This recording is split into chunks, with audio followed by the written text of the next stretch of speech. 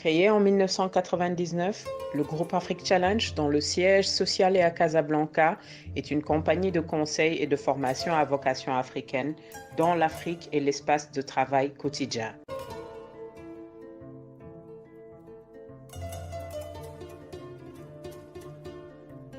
Le groupe dispose également de relais en Asie du Sud-Est, Singapour et Malaisie, pour faciliter la transposition des modèles de réussite des pays émergents asiatiques et les adapter à nos réalités locales.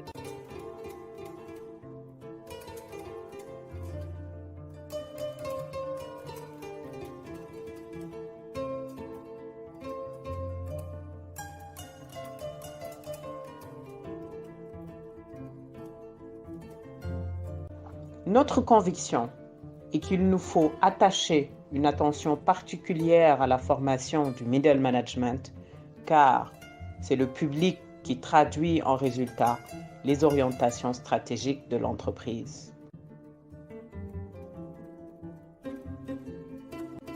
Avec plus de 20 ans d'expérience, la filiale Priorité Formation a formé des milliers de cadres provenant de plusieurs pays africains dans tous les domaines du management.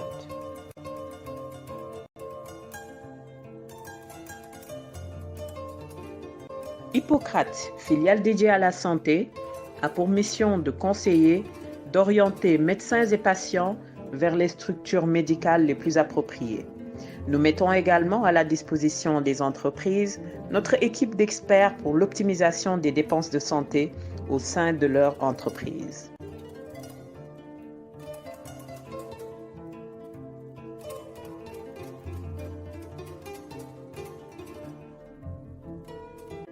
Notre filiale conseil accompagne les dirigeants et leurs organisations dans la conduite de leurs projets stratégiques et de transformation durable dans leurs organisations, depuis la conception jusqu'à la mise en œuvre. Nos services couvrent également la recherche de partenaires et le benchmark des meilleures pratiques à travers les voyages d'études. Plusieurs années dans le renforcement des capacités nous ont convaincus d'investir le champ de l'édition. Et pour cause, après avoir réalisé plusieurs centaines de séminaires, de forums et de missions d'accompagnement au profit des entreprises africaines, il nous a paru indispensable de partager un capital de connaissances et d'expériences inestimables.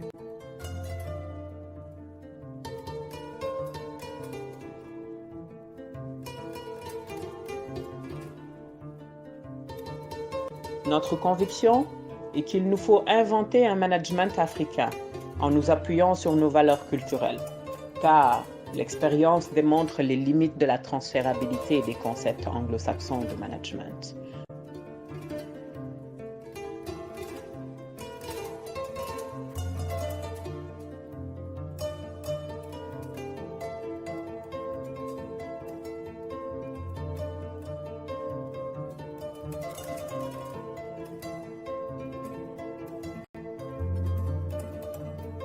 Afrique Challenge, l'Afrique qui ose.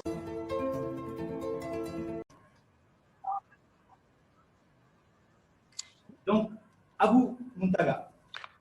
Alors, bonjour à cette audience et merci de m'avoir reçu en virtuel. J'aurais bien aimé être là-bas physiquement, mais malheureusement, c'est un peu compliqué de nos jours avec la Covid.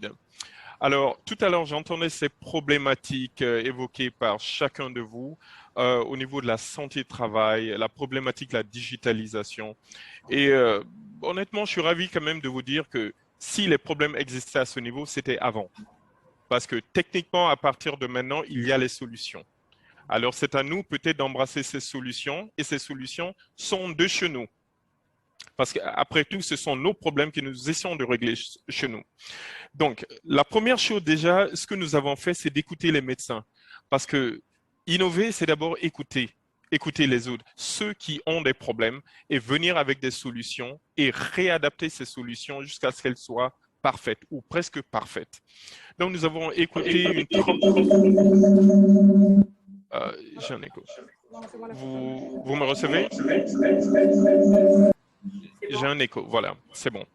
Donc, nous avons écouté une trentaine de médecins dans différents endroits, par exemple de la Guinée, certains médecins, par exemple des chirurgiens d'ailleurs, voilà, de France et puis d'autres pays, Rwanda. Et à chaque fois, ce sont les mêmes problèmes qui reviennent. Et quels sont ces problèmes? La gestion du fichier patient, d'abord. Deuxième problème, l'énergie. Troisième problème, la connectivité. Alors, et quatrième problème, bien sûr, les déserts médicaux. Alors, nous, ce qu'on a fait, c'est déjà de fabriquer des outils adaptés. Au départ, nous avions la borne télémédecine qui a une puissance de feu phénoménale quand même parce qu'on peut faire beaucoup plus de choses avec. Mais nous avons surtout cherché avec la COVID et puis les déserts médicaux à miniaturiser encore, avoir au moins la moitié des fonctions de la borne.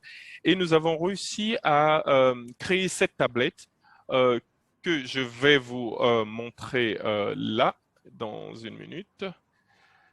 Voilà, je ne sais pas si vous voyez bien. Oui. Est-ce que vous me recevez? Oui. Alors, cette tablette, par exemple, que vous voyez, avec les fonctionnalités, les logiciels, tout est créé ici dans cette usine. Nous avons réussi, par exemple, à déjà créer un système de centralisé de fichiers patients, que vous soyez devant une borne, que vous soyez examiné par une tablette ou bien par d'autres outils. On peut maintenant collecter, centraliser toutes ces données du patient au niveau de l'hôpital et dédoubler cette information au niveau du ministère de la Santé. Parce qu'après tout, n'oublions pas, les statistiques médicales sont très importantes au niveau épidémiologie surtout et suivi. Un médecin, par exemple, qui arrive à examiner un travailleur, par exemple, dans une mine. Vous savez, il y a des mines, par exemple, qui utilisent des produits toxiques. Et je ne vous dis pas, il y a certaines mines où le contrôleur de qualité, au niveau contrôle qualité, l'espérance de vie ne dépasse pas 6 ans. Il y a une de ces mines ici en Guinée, ça ne dépasse pas 6 ans parce que il y a énormément d'utilisation du cyanure et de d'autres produits très toxiques. Alors, la médecine du travail, c'est aussi ça, pouvoir déceler certaines choses à l'avance pour optimiser les efforts de l'employé et l'employeur aussi, parce que lorsqu'un employé tombe malade, c'est une perte. Les déserts médicaux, l'énergie verte, nous avons mis en place des systèmes qui permettent, par exemple, une tablette tient par exemple 10 heures de temps. 10 heures. Avec un sac à dos panneau solaire laminé ou un petit panneau solaire de 12 volts, vous pouvez recharger très facilement et continuer à examiner, vu qu'une seule tablette peut avoir les données de 2 millions de patients et centraliser ces données vers l'hôpital et vers le ministère. Du coup, si par exemple vous perdez une de ces tablettes, c'est très simple. Personne ne peut avoir accès aux données parce qu'après tout, il faut d'abord la reconnaissance biométrique d'abord du doigt à l'arrière et aussi un code pour pouvoir rentrer dans le réseau. Mais vous pourrez plus tard utiliser n'importe quelle autre tablette, rentrer votre code, mettre votre doigt et pouvoir rentrer dans le système et récupérer les données de ces mêmes patients. Alors, ainsi, un travailleur peut circuler dans tout le pays, partout où il y a des tablettes, où il y a les bornes médicales, on peut retrouver leurs données. Donc, du coup, on réduit l'ampleur des déserts médicaux aussi. Mais ce que nous avons fait, c'est cette connectivité aussi. Bien sûr, l'Afrique n'est pas entièrement connectée. Je crois bien la connectivité est autour de 30%, si je ne me trompe pas. Mais c'est de permettre aux gens de pouvoir travailler avec ces systèmes hors Internet d'abord. Très bien examiner le patient, l'employé, partout où on est. Et dès qu'on arrive dans une zone où il y a la connectivité, automatiquement, le système s'enclenche et essaye de faire un update, une mise à jour au niveau de l'hôpital, des serveurs de l'hôpital ou des serveurs du ministère de la Santé. Du coup, on peut vraiment réaliser des études épidémiologiques en temps réel, savoir ce qui se passe. Si, par exemple, nous détectons dans cette industrie, il y a un type de maladie récurrent dans cette usine ou dans cette entreprise, toutes ces informations remontent à l'hôpital de la localité, au ministère de la Santé. On peut interpeller l'employeur. Qu'est-ce qui se passe exactement? Nous remarquons ce type de maladie. Est-ce qu'il n'y a pas un produit toxique ou autre? Alors, du coup, tous ces systèmes sont déjà là, sont réalisés, sont sur le point d'être sur le marché. C'est une tablette version 2, une borne version 2 adaptée. Mais c'est aussi ouvert, leurs bases de données sont ouvertes à l'intelligence artificielle. Lorsque vous avez des algorithmes qui permettent de prédire, ce qui va se passer au niveau santé dans quelques mois, voire dans quelques années, c'est fort intéressant quand même, parce que la médecine préventive, avant tout, c'est ce qui sauve le plus. Savoir après, ça ne sert à rien. Il vaut mieux savoir avant pour pouvoir mieux guérir. Donc, en ce moment, les bailleurs de fonds, ils ont assez de fonds, disons, mais très souvent peu de projets. Mais ces bailleurs de fonds doivent être sollicités par vous, par les ministères de la Santé, par les associations, parce qu'un bailleur de fonds est assis là avec des fonds. Personnellement, je suis un ancien banquier. Et ce qui se passe très souvent, c'est que les fonds arrivent, mais il n'y a pas de demande, il n'y a pas de projet réel, bancable. Et les fonds, comme l'argent ne dort pas, les fonds finissent par repartir. Cela arrive énormément en Afrique. Des centaines de millions de dollars repartent à l'origine parce qu'il n'y a pas de projet. Chacun attend. Celui qui a besoin du matériel ne demande pas et celui qui a l'argent ne sait pas que l'autre a même besoin du matériel. Donc là, il faut vraiment essayer de plutôt contacter les bailleurs de fonds parce qu'ils sont là, ils sont prêts à aider très souvent. On ne peut pas rester dans notre coin sans les interpeller. Et ça, c'est le rôle des ministères de la Santé, des associations aussi et des ONG. À la fin, pour finir, la digitalisation de la santé du travail est essentielle. Si dans le passé, comme je le disais tout à l'heure, il y avait des problèmes de suivi, il y avait des problèmes de méthodologie, comment mieux le faire, comment mieux centraliser les données et avoir un suivi systématique, aujourd'hui, ce problème est quasiment réduit grâce à ces technologies qui sont là. Donc, comme le sujet, c'est tous les enjeux du digital dans la médecine du travail, c'est ce que j'avais à dire à ce niveau, qu'au niveau technique, chez nous, les problèmes sont résolus. Maintenant, c'est au niveau plutôt des décideurs et les décideurs qui doivent aller voir les bailleurs de fonds pour les acquérir, les tester. Et après tout, n'oublions pas, c'est fait par nous pour nos problèmes. Donc, beaucoup plus adapté. Voilà.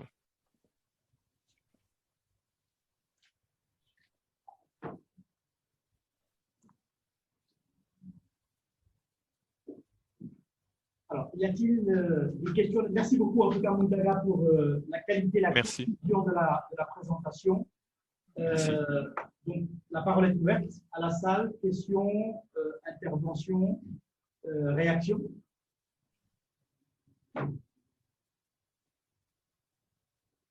Des questions? Oui. Alors, Dr Fofana, de la SOGEAC. Oui, allez-y. Suivant, vous avez parlé de tablettes pour le suivi des malades. Le suivi oui. des malades, c'est dans quel cadre? C'est dans le cadre, c'est pour transmettre les données du malade seulement ou bien c'est pour suivre le malade jusqu'au traitement? Excusez-moi, vous pouvez répéter la question parce qu'il y a un petit bourdonnement, la qualité du son n'est pas parfaite. Oui. Oui. Oui, si vous pouvez répéter le volume, disons la question, parce que ça bourdonnait un peu, c'était un peu de loin.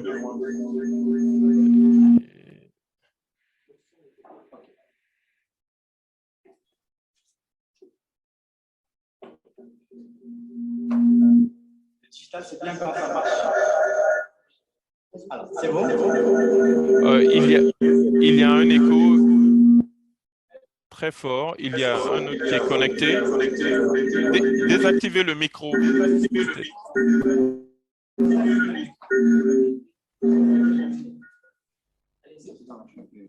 Voilà. Ma question est la suivante. Oui, allez-y, voilà. Vous avez parlé de tablettes tout de suite Oui. pour transmettre les données du malade, c'est-à-dire le suivi. Oui. Maintenant, moi, je veux savoir, c'est pour suivre le malade jusqu'au traitement ou bien c'est pour seulement transmettre seulement les données? Ça se limite là-bas ou bien c'est pour... Ça concerne aussi le traitement du malade? Non, ça concerne le tout, le traitement du malade, tout. Par exemple, ce que vous voyez là, par exemple, c'est un suivi systématique du malade. C'est-à-dire, à partir du diagnostic, je vous donne un exemple. Il y a l'échographie qui est...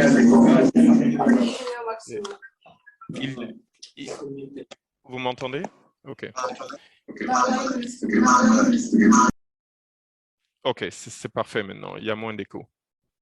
Alors, il y a par exemple l'échographie incorporée à l'intérieur. Lorsque je vais au niveau patient, par exemple, eh bien, vous pouvez simplement créer tout le dossier patient et puis créer une sorte de traçabilité. Et à chaque fois qu'un médecin rajoute avec la même tablette ou une autre tablette, cela est incorporé dans le dossier de ce patient. Donc, c'est le suivi systématique sur une bonne dizaine d'années ou plus de la même personne. Voilà.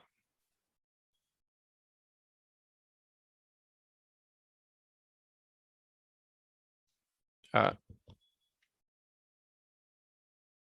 votre micro.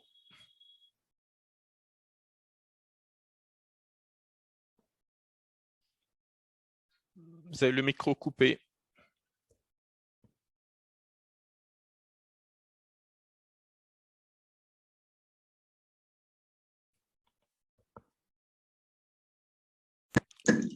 Oui. Oui, là c'est bon.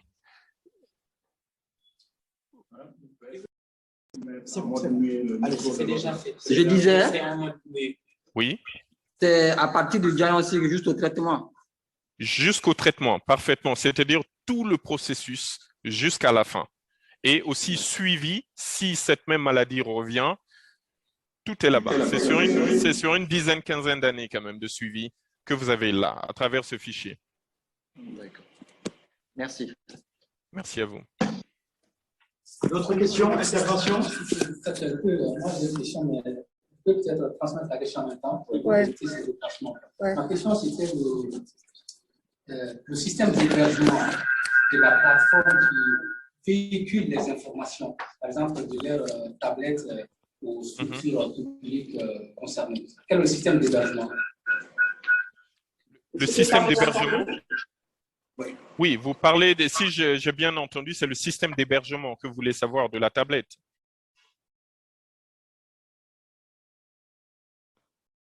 Allô? Là, je vous... Bon, le système d'hébergement de la tablette, c'est très simple. La tablette est conçue comme un serveur en soi-même, mais en même temps, ce serveur communique constamment avec le serveur de l'hôpital lorsqu'il y a la connexion et le serveur du ministère de la Santé pour renseigner en données. Maintenant, la sécurisation, ce que nous avons fait, nous ne pouvons pas divulguer comment nous avons sécurisé pour une question de protection, bien sûr, et de brevet aussi. Mais sachez une chose, 10 ans dans la banque aux États-Unis, ça nous a assez formés au niveau sécurité, personnellement.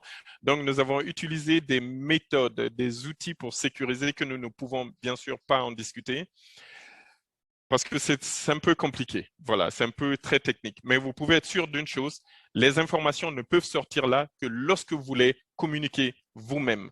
Vous pouvez les communiquer en mode manuel, comme les communiquer aussi en mode automatique. Imaginez par exemple un médecin qui se déplace en une journée pour aller visiter plusieurs entreprises, par exemple, pour prendre les données des patients, examiner aussi les patients. C'est très simple.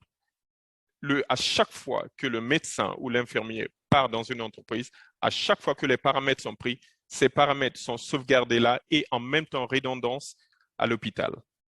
Donc, c'est à vous de nous dire comment vous voulez calibrer, si c'est en mode automatique, en mode manuel.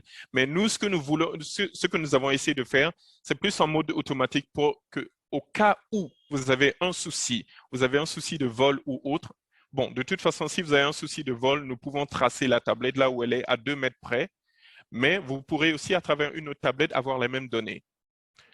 Prenons une usine, un médecin peut venir, il y a 3000 employé, un médecin peut venir passer toute la journée, demain ne pas venir, mais son collègue arrive. Son collègue peut venir avec sa propre tablette et c'est-à-dire se connecter et récupérer les données et continuer encore. Donc, c'est ce que nous avons essayé de faire. Mais au niveau sécurité, il n'y a pas de souci. Nous avons fait assez de tests, une bonne quinzaine de tests et nous sommes toujours là-dessus parce que c'est jamais du 100%. Donc, on a une équipe aussi comme on appelle de white hackers, c'est-à-dire on teste nos systèmes chaque semaine, on essaie de les hacker nous-mêmes à l'intérieur pour voir les vulnérabilités ou pas. L'essentiel, c'est d'aider les patients qui sont à l'extérieur en les sécurisant, c'est-à-dire d'aider les travailleurs. Voilà.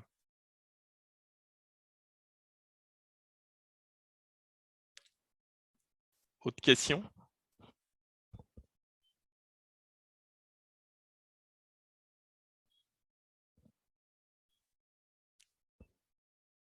Activez le micro. Là, c'est bon, vous entendez? Parfait. Voilà, M. Diakité, avec une autre question, il poursuit donc, M. Diakité de l'EDG, hein, il poursuit sa réflexion. Allez-y. Oui, allez-y. La sécurisation que vous avez mentionnée, c'était ça un peu mon inquiétude. Parce que si le système est sur le cloud, par exemple, à l'interne, il n'y a pas assez de problèmes. Mais si tout le monde à l'international peut avoir accès aussi, par exemple, supposons vraiment dans le métier, sur le cloud, on peut voilà, pirater les données. D'accord. Voilà. Mais à l'interne, je pense qu'on n'a pas assez encore d'outils, peut-être en Guinée, pour pouvoir hacker ces arts de trucs. Mais à l'international, il peut y avoir des problèmes. Donc, c'était un peu ma question. D'accord, je peux répondre très vite. Je peux répondre très vite à ça.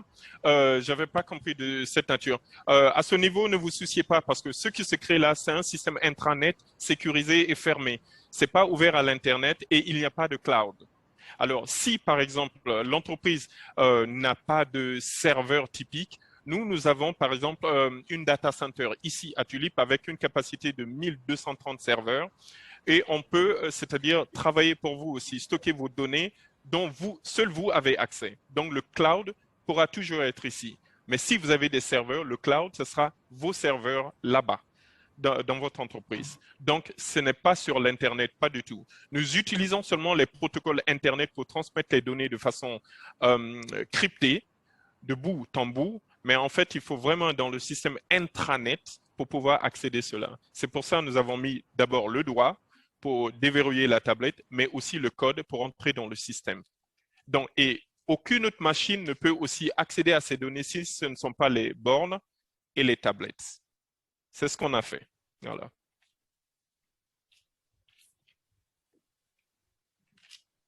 Alors, peut-être juste une intervention, Muntaga, aujourd'hui, avec le recul, combien aujourd'hui d'utilisateurs, combien de patients bénéficient des technologies Tulip en ce moment? En ce moment, c'est...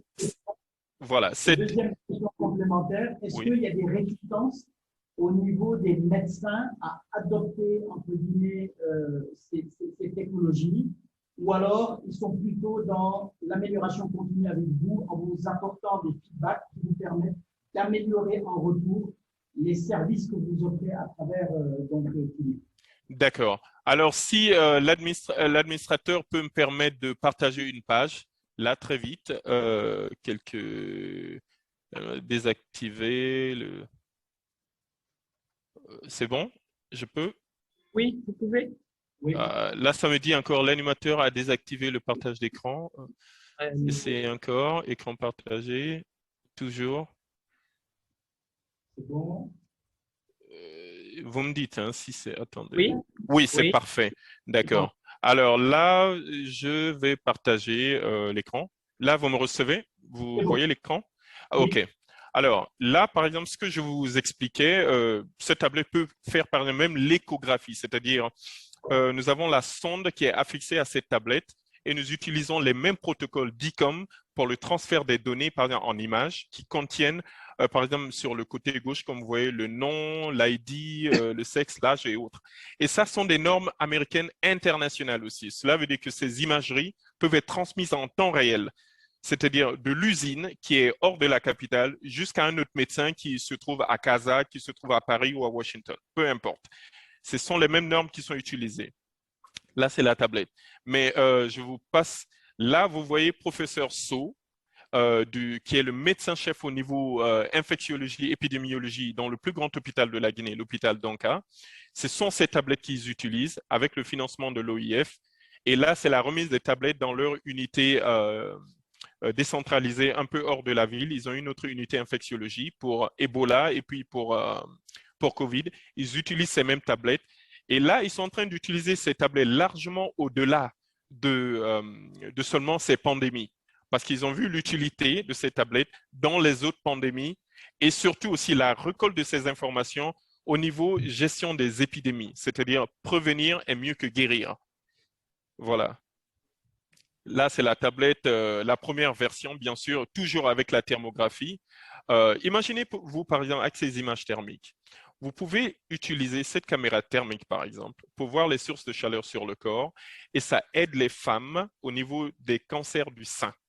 Au niveau des cancers mammaires, aujourd'hui, même aux États-Unis, la thermographie est utilisée pour déceler des indices. Ce n'est pas un détecteur de cancer, mais c'est un détecteur d'indices de tumeurs cancéreuses et ensuite renvoyer ces patients vers la mammographie et puis la biopsie, bien sûr. Donc, oui, c'est utilisé en ce moment par le plus grand hôpital. Oui, nous sommes en train de sortir la version 2 qui est beaucoup plus ouverte aux autres maladies encore. Et cela sera fait ce mois de juillet. Pour l'instant, zéro réticence.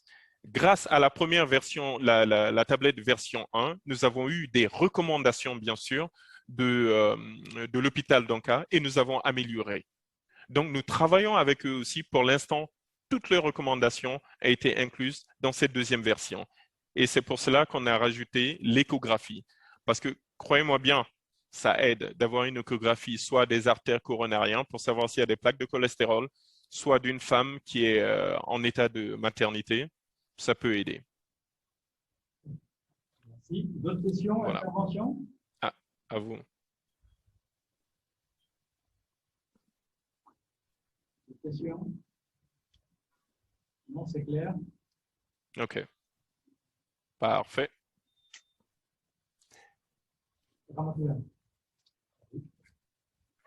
Oui, merci beaucoup, Monsieur Keita. Donc, merci beaucoup Merci. déjà pour votre temps, pour l'agilité aussi.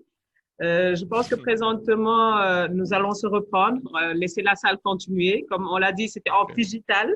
Là, vous êtes en digital. Nous allons continuer en physique. Et voilà, nous reprendrons contact plus tard.